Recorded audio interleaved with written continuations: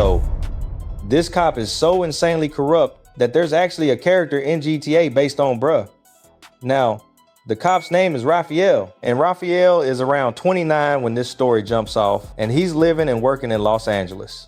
And he's the type of 12 who's macho dude who loves to flex his power. And one day, around 1992, he gets an opportunity that's going to allow him to do that even more. Because he applies to work in the police department's anti-gang unit, where he'll get to work undercover and he'll get to slide on dangerous gang members and stuff. So over time, he and his unit become super corrupt. Like they would catch gang members and plant dope on them so that they would have an excuse to lock their ass up.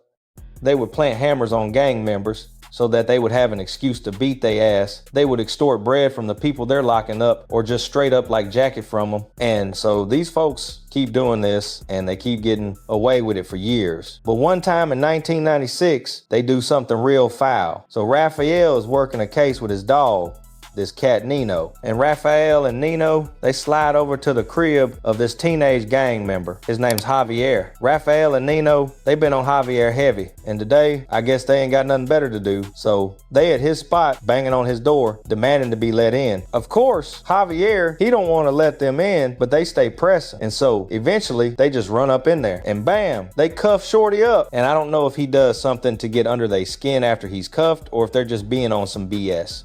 But at some point, Raphael and Nino pull out, they straps on him and blam, blam, blam, blam. They light him up 4 times. Now somehow Javier is still breathing, but he hurt real bad. And Raphael and Nino, they know they cooked. I mean, they just shot an unarmed youngin' while he was cuffed up. So as quickly as they can, they come up with a play. They finna make up a story to make themselves look like the good guys. They'll say that they were using an abandoned apartment as an observation post and that suddenly Javier ran up in there with a pole pointed at them and they had to move quick and shoot him in self-defense. And lucky for them, they just happened to be carrying this spare unregistered burner that they took in a previous drug sweep. So Nino gets the strap and he plants it right next to Javier. Later, backup officers pull up to the scene. And poor Javier, he's laid out shot with the gun planted right next to him. And of course, Raphael and Nino tell their story. And so, bam, Javier get locked up. Here's his mugshot. And so from here, Javier, he gets hit with a bunch of charges. And he's also left paralyzed by the shooting, which is straight tragic. But despite that, when Javier goes to trial for these cap charges, ain't nobody believe him. Not the judge, not the jury, nobody. Wow. Raphael ain't got no problem getting on the stand and lying his ass off. Also, Nino ain't got no problem getting on the stand and lying his ass off. And they 12, while Javier is just a teenage gang member who can barely speak English. So the jury convicts Javier and he's sentenced to 23 years in the chain gang. Meanwhile, back at the precinct, Raphael getting treated like a hero, like they think he saved Nino's life by shooting Javier.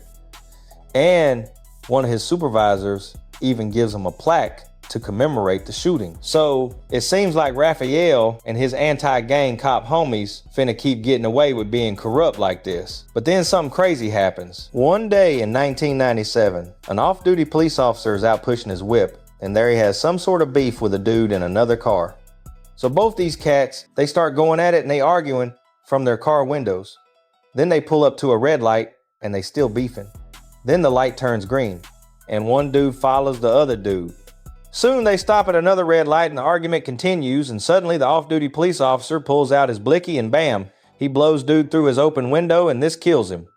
Here's the crazy thing though. The cat who got smoked was also an off-duty police officer. They apparently ain't know each other. They worked in different divisions, but both of these dudes were off-duty 12. So now because of the different races of both of these guys, people immediately start claiming that this shooting was racially motivated.